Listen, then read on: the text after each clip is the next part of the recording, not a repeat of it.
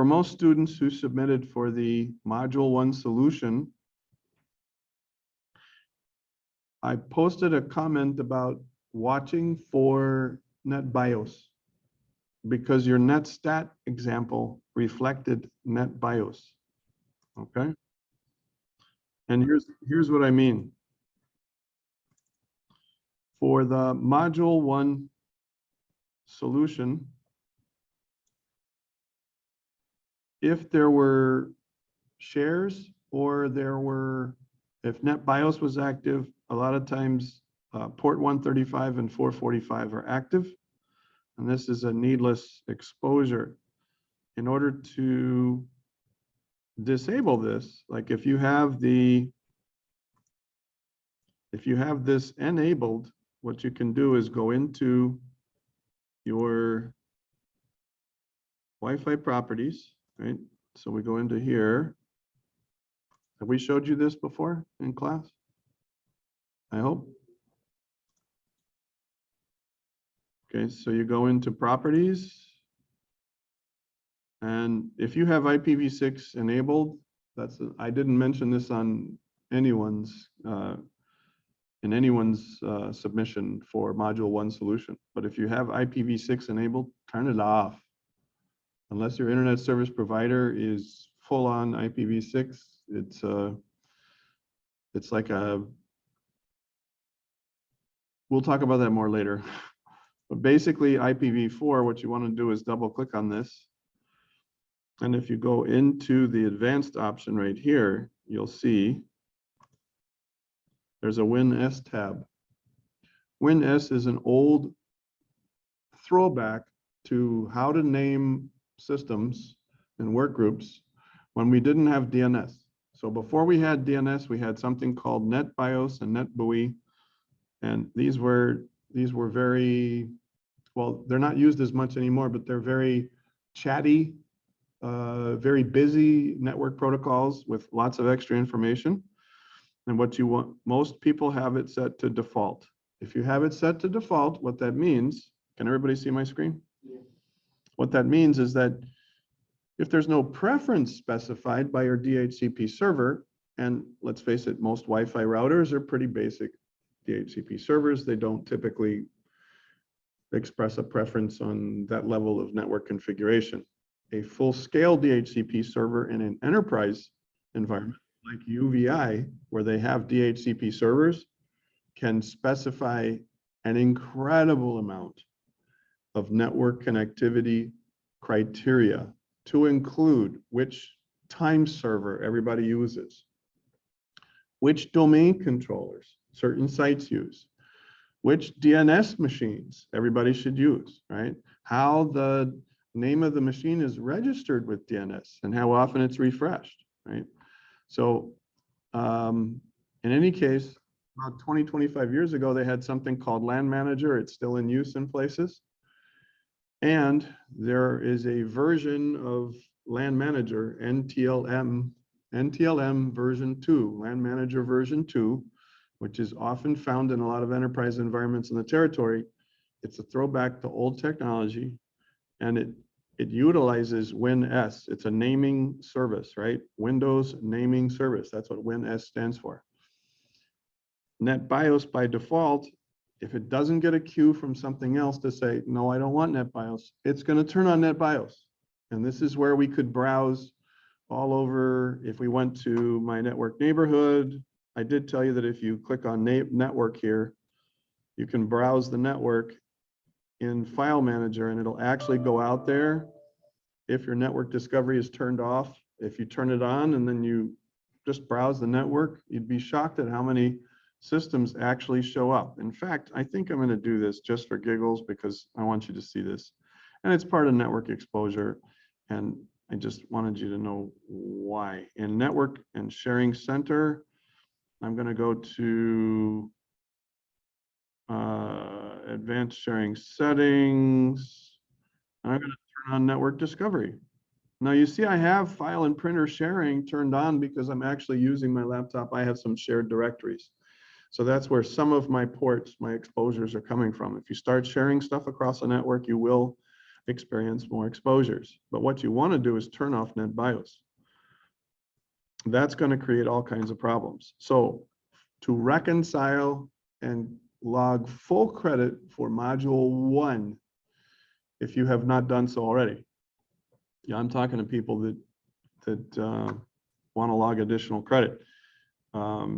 If you scored a maximum of 7 points, you got additional credit for the extra account that was created if it showed that that extra account had a standard level of privilege, and if everything else was there. What was I going to show you? Oh yeah, so I've turned on my network discovery, and let's say I enable my NetBIOS.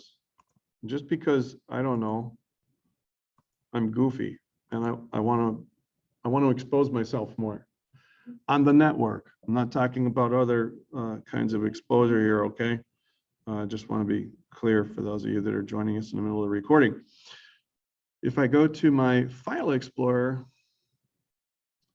and now that those things are turned on by default, and guess what?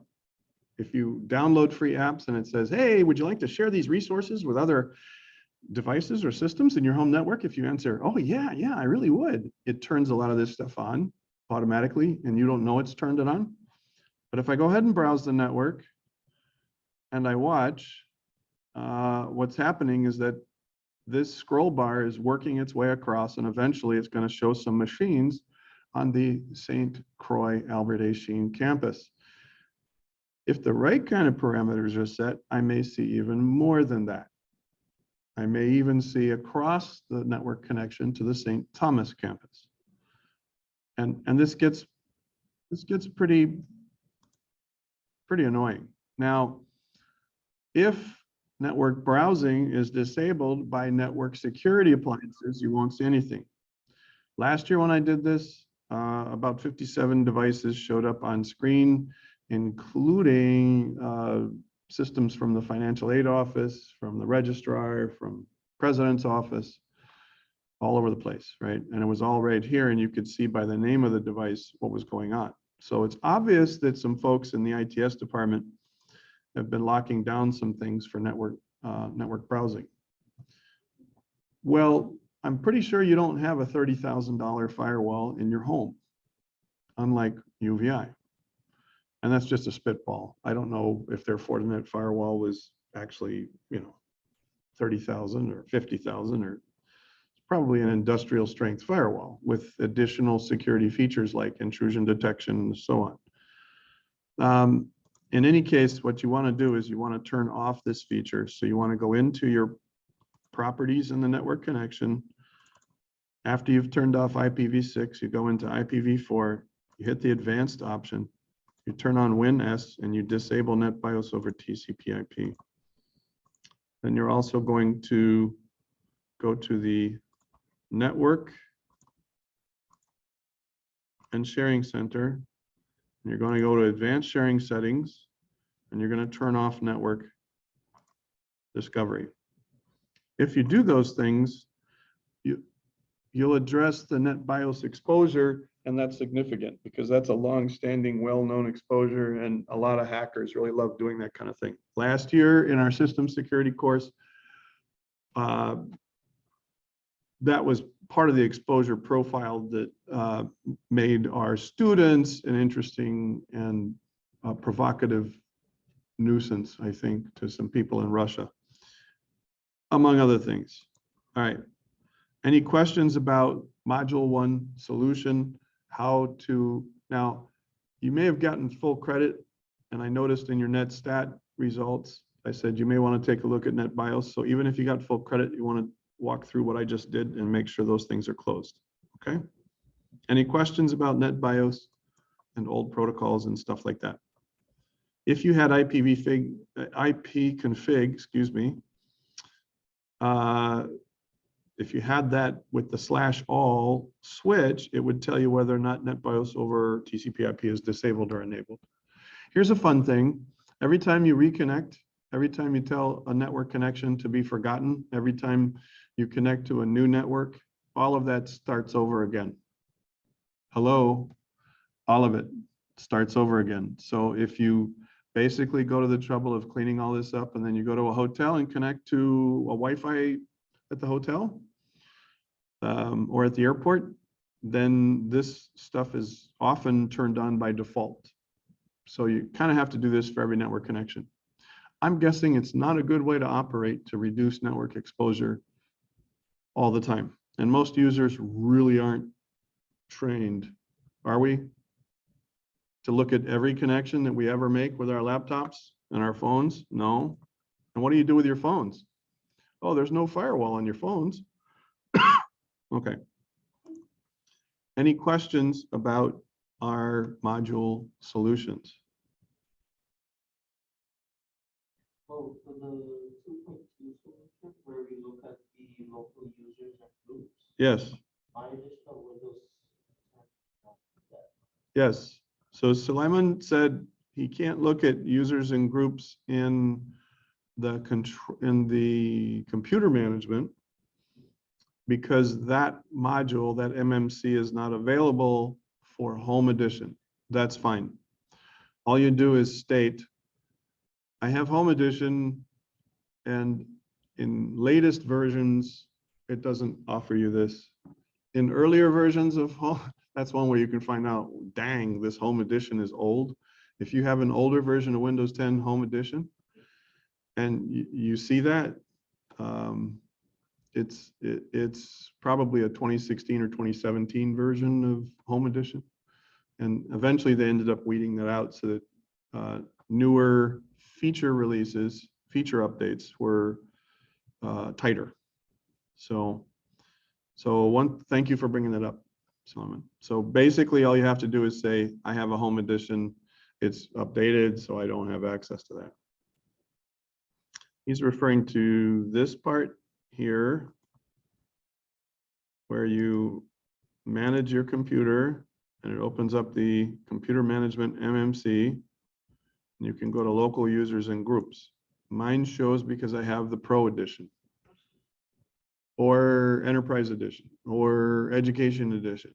Or if you have the server from the Microsoft downloads and you have a virtual machine, it shows in server. So you can actually see this and do this within a virtual machine using Microsoft Server 2022, if you wanted to do that. Any questions about either of our solutions? Good one, Suleiman. Yes? So for the next step, should I upload that after I do the net bios? That is a great question. So Lanaya just asked, should we rerun netstat? Oh, you mean just run netstat again? Yeah. Yes. The short answer is yes. So Lanaya asked, if we do the NetBIOS adjustment, would it help to run netstat again? And the short answer is yes. And that's important because one of two things is going to happen. It's either going to clear the 135 and 445.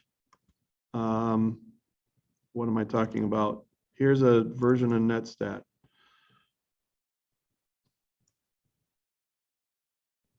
It'll clear that, or if you're doing other things with your computer, like you've set up sharing, directory sharing, it won't. But at least you'll know whether or not you're still in a, if you're still exposed across those ports. So anything that's in the 135 through 139, and some of the 445, not 443. 443 is TLS. It's secure. It's what we know as secure website connections. Yeah, padlock. Used to be called SSL. Secure socket layer was retired.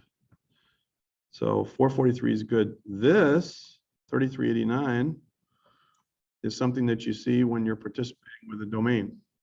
So if you've participated in the domain and you stopped participating with a domain 3389, that 389 and 3389 has a lot to do with LDAP and domain stuff. So a lot of times when people are trying to hack folks that belong to an enterprise or an organization, they're going to be looking for those ports. And it's just good to know that. So that was a great question, Anaya. Thank you. Any other questions? So should we upload that whole page? I think that's not, so should I go, should I just like re-upload it? Yeah, just the NetStat. You wouldn't have to worry about the rest. Because if you click start new, you have to like re-upload it.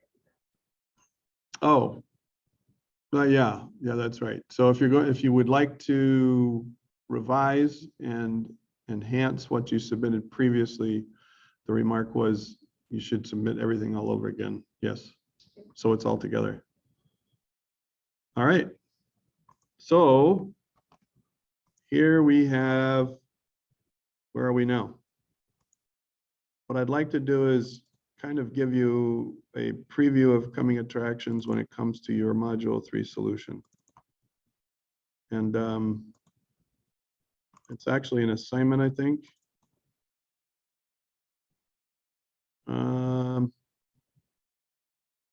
Wait a minute.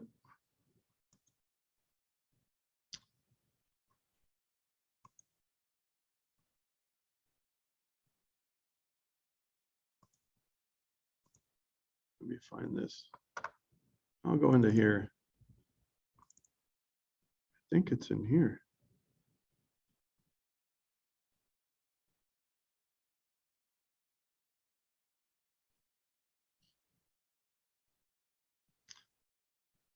We're going to send you an article that says just because you can doesn't mean you should.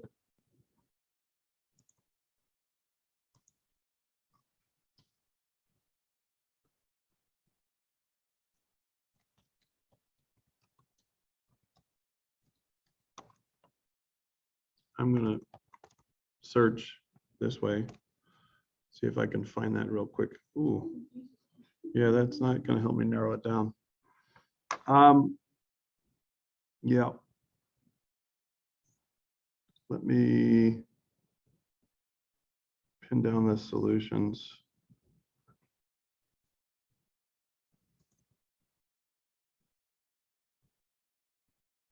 Yeah, I think this might be it.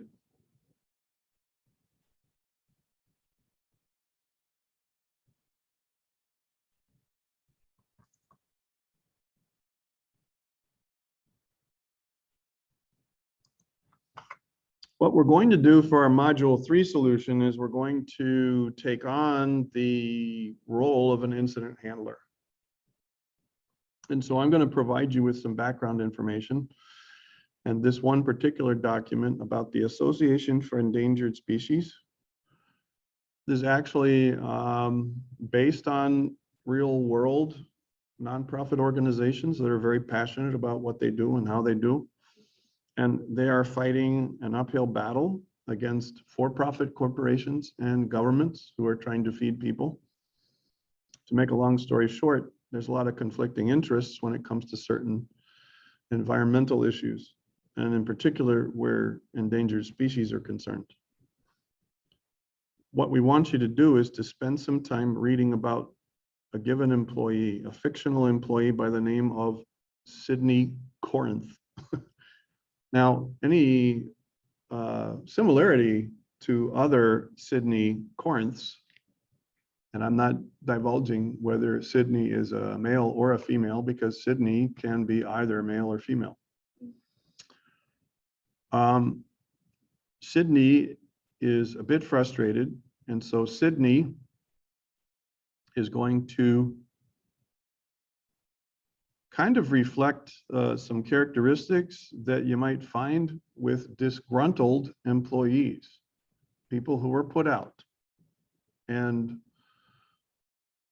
they're not happy for a variety of reasons. And you see on the screen here, what's the word? What are the two words I'm talking about here? Yeah, romantic entanglement with who? A vice president, right? Chief development officer.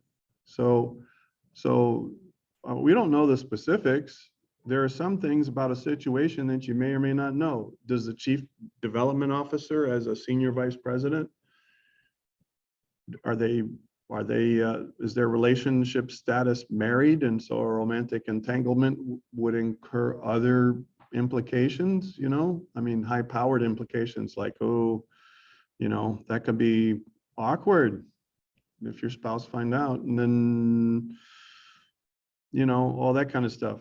The point is that you're going to be asked to read this, and we're going to discuss this in greater detail on Wednesday. So I want you to have a clear view of the background. I will post this in the Module 3 Blackboard site, okay? So you will see that posted right in here under Module 3. I will start populating additional information. And in here, in the references, does everybody see read before solution, something fishy at AFES? Yes. Okay. This is probably the thing that I was talking about. Response caveats. Oh, yeah, it is. It actually is. All right, so there is something out there, and it's in the references folder. And I want to call this out to you so that you start taking this up. So in addition to the AFES solution context, it is a simple case that someone employed by an employer to render a product or service can be subject to examination and review at any time. When you log in at UVI, you see a banner that says, there's a lot of gibberish, but basically when you get on a PC in the library or in a computer lab, where you connect, you'll see what's called a splash screen or a banner. And its purpose is to inform you that the technology department of the University of the Virgin Islands may or may not monitor your activity online. And that's for all sorts of reasons. They want to make sure that people are doing what they're supposed to do, right? So anything they use, now some employers have a very cavalier sensibility. Well, they have a very cavalier and very broken idea of what's legal or what's ethical. They think that because someone works for them, that anything they use, anything they do, any place they work, at any time convenient for the employer, is subject to examination or review. I'm not just talking about what's on the computer or what's on the network. I'm also talking about things like video cameras in break areas and stuff like this, okay? Now, EnCase is one of the earliest commercial digital forensic suites. And EnCase has been around a long time. But basically, from a distance, an employer can view employee screens and activities while using a company laptop in their home. What am I saying? You can get a organization device, bring it to your home, start using it in your home, and somebody's getting a log of what you're doing on that laptop, what you're browsing, what you're looking at, where you're going, all that. And some organizations think that's fair because it's our device and it's our technology.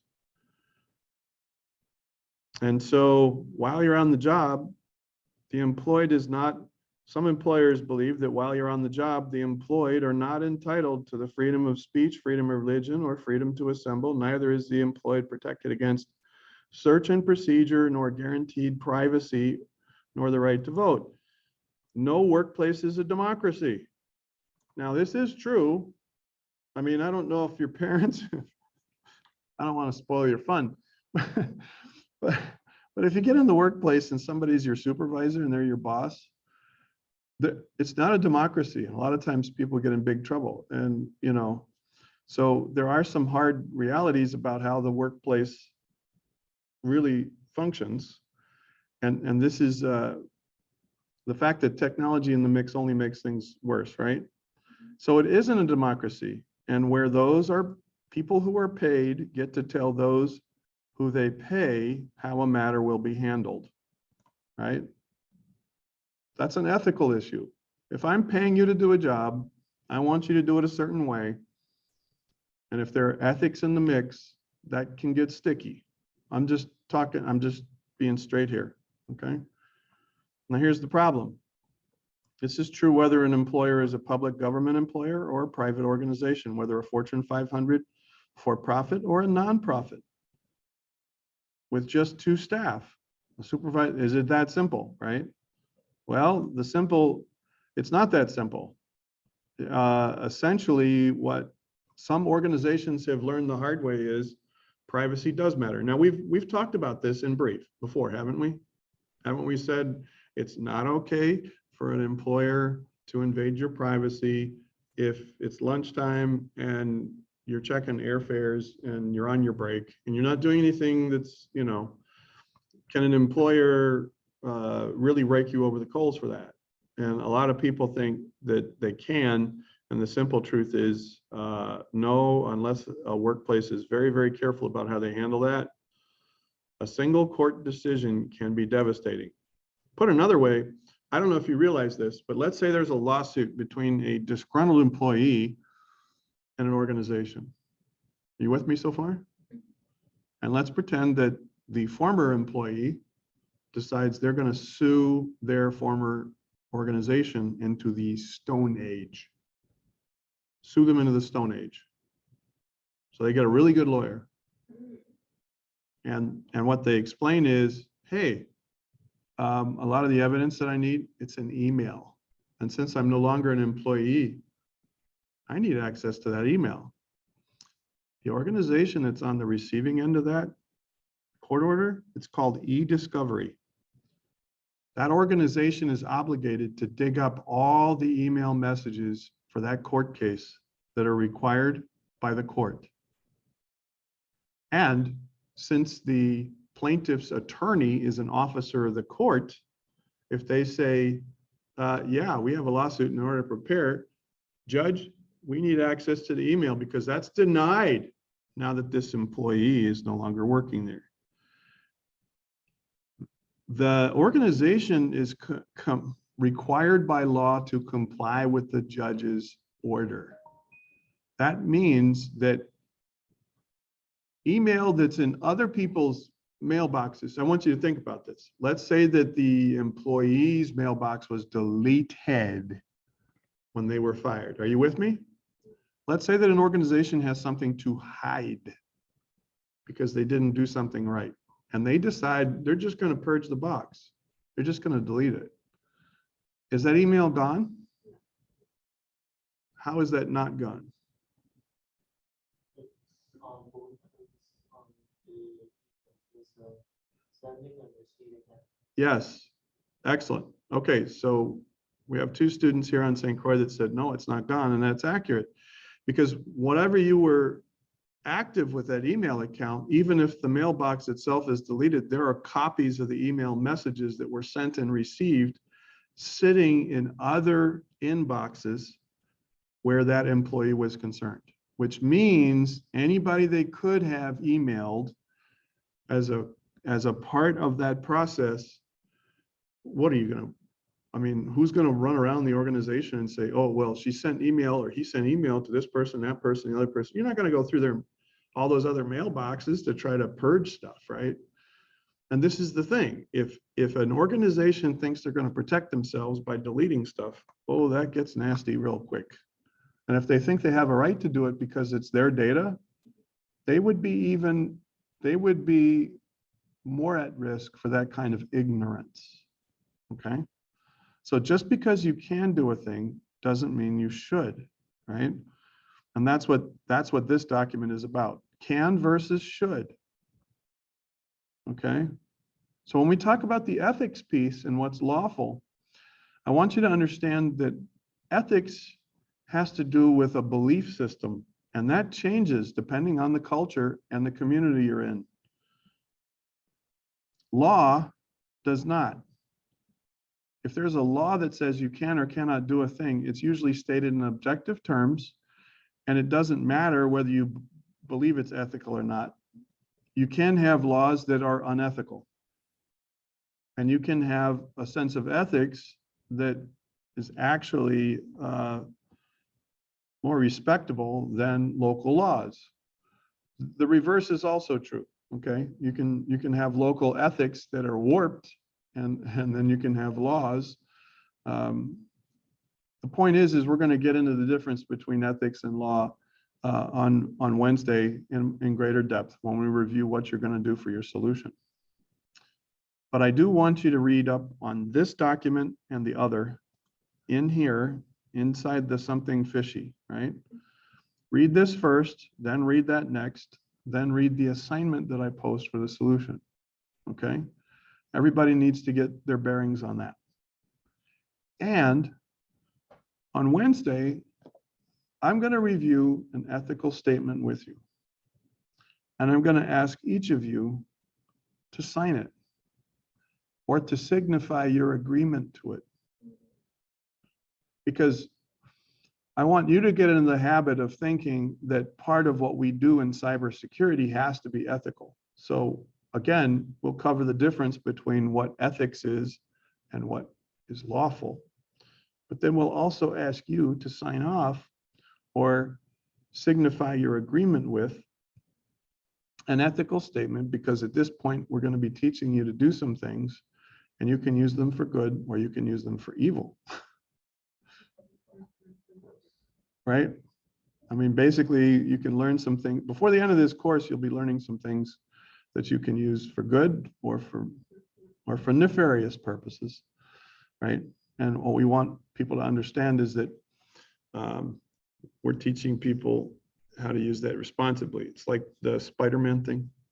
We've talked about Spider-Man before in here, haven't we? With great power comes great responsibility, right? The responsibility to be ethical and all that. Yeah. Okay. So you're probably thinking, yeah, we're getting ready to quit. Yes. And I want to blitz something here very quickly with you. I'm going to go to the very end of chapter 6 because I want to plant some seeds. I need all of 2 more minutes. And what I'm going to do is go to the very end of this. And so what I'd like to do is just walk through each of these statements very fast. And then we're going to touch on this on Wednesday. So we're going to cover a lot to wrap up our review of ethics. So laws are formally adopted rules for acceptable behavior in modern society. Ethics are socially acceptable behavior. So there's a community or social group that's associated with ethics as opposed to laws, where there's legislatures and judges and all that kind of stuff, right? It's very formal.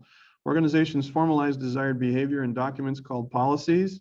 Those are like local laws. We've already mentioned this. Civil law comprises a wide variety of laws that govern a nation or state. Criminal law addresses violations that harm society. So there's a difference between civil law and criminal law. You may be familiar or not with the O.J. Simpson trial. O.J. Simpson was exonerated from his criminal charges, but later lost a civil suit by his wife's family that were able to prove in a jury of their peers that there was a lot of harm that happened. So civil law has to do with lawsuits, and usually there's damages and money that exchange hands. Both of those are laws, right? And a court case can also become a law itself. It's called precedent. So you can have a court case where a judge decides, hey, we're going to do it this way. And then from that point on, it has the power of law in that jurisdiction, even though there's no actual law. It's called court case law or precedent, right? A lot of people aren't aware of that. They're not aware that a judge has the power to make a decision in a court case that can affect generations of citizens for years to come, when there was no legislature that drafted the law, there was no review and voting to enact the law, and there was no enforcement and implementation by the executive branch to enforce the law. It's pretty crazy stuff. Private law focuses on individual relationships. All right, we're going to stop right there, but we want you to start by reviewing the Privacy Act of 1974. So the sense of privacy predates internet times and cyber, what we commonly refer to as cybersecurity interests. Privacy goes way back, long before we ever had an internet or computers were commonplace. And that's the basis of a lot of our cyber law that hinges on that original understanding of what we're supposed to be guaranteed in terms of privacy, whether we're using an old school telephone or we're using a text message with our smartphone. All right. All right. This is where we're going to stop. Thank you for giving me a little latitude to take care of that. Please remember to submit any revisions you need and anything that you're still working on. And if you did not submit a module 2 solution yet, send me an email before the day is out that you have a plan to get it in and get started. Thank you.